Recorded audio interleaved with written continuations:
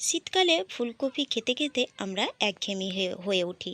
তাই শীতকালে এই ফুলকপি চলে যাওয়ার আগে আর একবার এই রকম রেসিপি করে দেখুন। অসম্ভব সুন্দর লাগে এই রেসিপি খেতে। নমস্কার বন্ধুরা, কেমন আছেন সবাই? আমি ভালো আছি, আশা করি আপনারাও ভালো আছেন। আজকে আবার একটা নতুন ভিডিও নিয়ে চলে এসেছি পাঁচ ফোড়নে।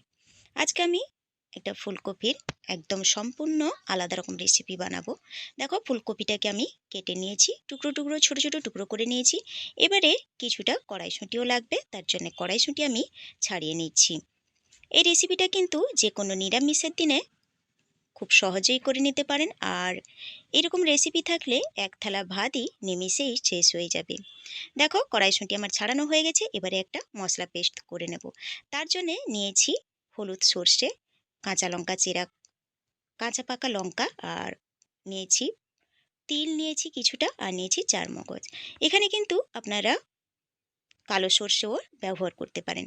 এবারে সব কিছু একসঙ্গে মিক্সিতে আমি নিয়ে নিচ্ছি। অল্প একটু জল দিয়ে একটা মিহি পেস্ট তৈরি করে নেব। ঠিক এই রকম মিহি একদম পেস্ট একটা তৈরি করে নিতে হবে। এবার একটা কড়াই বসিয়ে দেব, তাতে দিয়ে দেব 2 টেবিল চামচের মতো সর্ষের তেল। এটা কিন্তু সর্ষের তেলে রান্না করলে খুবই ভালো লাগে। দেখো, সর্ষের তেলটা গরম হয়ে গেলে আমি কয়েকটা বড়ি, বিউলির ডালের বড়ি ভেজে নেব। বন্ধুরা, এই পর্যায়ে এসে যদি লাইক দিতে ভুলে গিয়ে থাকেন তাহলে অনুরোধ করব একটা লাইক দিয়ে দেওয়ার। আর আজকের ভিডিওটা যদি ভালো লাগে তাহলে আপনারা আপনাদের আত্মীয় স্বজনদের সঙ্গে একটা হলেও শেয়ার করে নেবেন।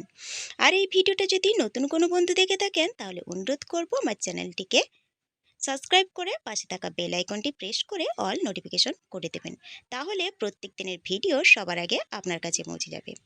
দেখো, বড়িগুলো ভেজে তুলে নিয়েছি। এবারে সেই তেলের মধ্যে অল্প একটু লবণ দিয়ে দিলাম, আর অল্প একটু হলুদ গুঁড়ো দিয়ে দিলাম। যেহেতু ফুলকপিগুলো আমি ভাজবো, ফুলকপিতে একটা ভালো কালার আনার জন্যে আমি তেলের মধ্যেই হলুদটা দিয়ে দিলাম।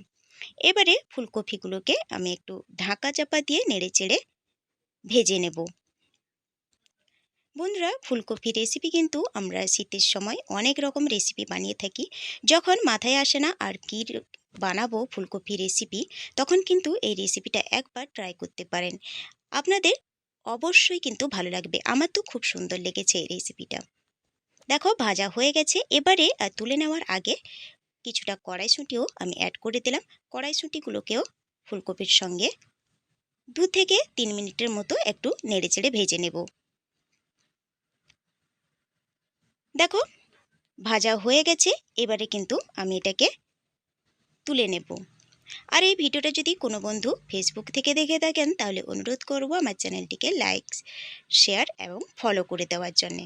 দেখো, ভাজা হয়ে গেছে। এবারে আমি একটা বড় টিফিন বক্সে তুলে নিচ্ছি। টিফিন বক্সে তুলে নিয়েছি। এবারে আমি এর মধ্যে দিয়ে দেব যে পেস্ট তৈরি করে রেখেছিলাম, সেই পেস্ট। মিক্সি বাটিটা ধুয়েও জল একটু পরে দেব। এখন আমি দিয়ে দেব টমেটো পেস্ট। একটা বড় সাইজের টমেটো আমি পেস্ট করে নিয়েছিলাম। আপনারা চাইলে কিন্তু শুধু কাটাই দিতে পারেন। আমি কিন্তু পেস্ট ব্যবহার করছি, আর শেষেও একটু টমেটো কাটাও ব্যবহার করব। এবারে যে বিউলির ডালের বড়িগুলো ভেজে রেখেছিলাম সেগুলো আমি দিয়ে দিলাম। বন্ধুরা, ভিডিওটি দেখার পর কিন্তু অবশ্যই লাইক, শেয়ার, কমেন্ট কিন্তু করতে ভুলবেন না। আর এই রেসিপিটা দেখে যদি কোনো বন্ধু ট্রাই করেন তাহলে কিন্তু আপনার খেতে কেমন লাগলো সেটা কিন্তু জানাতে ভুলবেন না। দেখো, এবারে আমি কয়েকটা কাঁচা লঙ্কা দিয়ে দিলাম। এরপরে দিয়ে দেব স্বাদ মতো লবণ, আর দিয়ে দেব অল্প একটু হলুদের গুঁড়ো। যেহেতু ফুলকপিতে হলুদ আছে তাই সেই বুঝে একটু অল্প একটু হলুদের গুঁড়ো, আর কালারের জন্যে একটু কাশ্মীরি লঙ্কার গুঁড়ো। এটা কিন্তু অপশনাল, আপনারা না চাইলে নাও দিতে পারেন। একটু ভালো কালার আনার জন্য আমি কিন্তু ব্যবহার করেছি। এবারে এরপরে আমি কিছুটা দিয়ে দেব, যেহেতু শীতকাল তাই আমি কিছুটা দিয়ে দিচ্ছি ধনেপাতা কুচি। ধনেপাতা কুচি দিলে কিন্তু এর ফ্লেভারটা আরও বেশি বাড়িয়ে দেয়। দেখো, এরপরে একটু টকটক ভাব আনার জন্যে আমি আরও বড় একটা টমেটো এর সঙ্গে দিয়ে দিলাম। এরপরে 1 চামচের মতো সর্ষের তেল দিয়ে ভালো করে এটাকে মিক্স করে নেব। দেখো এখনই কত সুন্দর লাগছে দেখতে। এটাকে কিন্তু ভাপে নেওয়ার পরে এটা দিয়েই 1 থালা ভাত কিন্তু নিমিষেই শেষ হয়ে যাবে।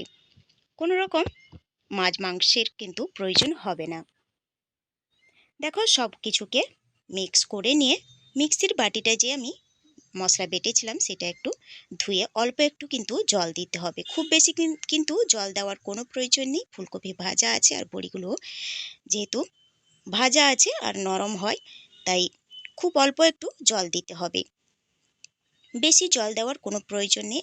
এটা একটু শুকনো শুকনো হয়, খেতে কিন্তু খুবই সুন্দর লাগে। এবারে এটাকে আমি ঢাকা চাপা দিয়ে আঁচে বসাবো। কড়াইতে তার জন্য দিয়ে দিয়েছি জল। এবারে একটা স্ট্যান্ড উল্টো দিক করে রেখে দিয়েছি। জলটা গরম হওয়ার কোনো প্রয়োজন নেই, তার আগে আমি বসিয়ে দেব। সাবধানে বসিয়ে দেব, জলটা গরম হয়ে গেলে বসাতে অসুবিধা হবে। তাই আমি বসিয়ে দিয়ে একটা ঢাকা দিয়ে দিলাম। এই ঢাকাটা কিন্তু ছোট হয়ে গেছিলো, এটা তুলে নিয়ে একটা বড় ঢাকা আমি দিয়ে দিয়েছিলাম। এমনভাবে ঢাকা দিতে হবে যাতে কোনো রকম ভেতর থেকে বাষ্প না বেরোতে পারে। এবারে এটাকে মিডিয়াম আঁচে আমি 20 থেকে 25 মিনিট কিন্তু জাল দিয়ে নিয়েছি। 20 থেকে 25 মিনিটের পর আমি ঢাকা খুলে এটাকে তুলে নেব। এটা একটু ঠান্ডা হওয়ার পরে আমি কিন্তু খুলে দেখাবো কতটা সুন্দর লাগে সেটা শুধু দেখুন। দেখতে যেমন সুন্দর লাগে বন্ধুরা, খেতেও কিন্তু তেমনই টেস্ট লাগে। একবার অন্তত বানিয়ে দেখবেন।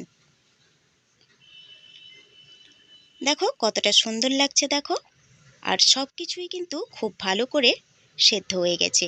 আর এটা কিন্তু একদম বলেছিলাম যেরকম সেই রকমই কিন্তু দেখো একটু শুকনো শুকনো হয়, এটা কিন্তু কোনো গ্রেভি থাকে না। এই শুকনো শুকনোটাকে ভাতে মাখিয়ে খেতে কিন্তু দুর্দান্ত লাগে।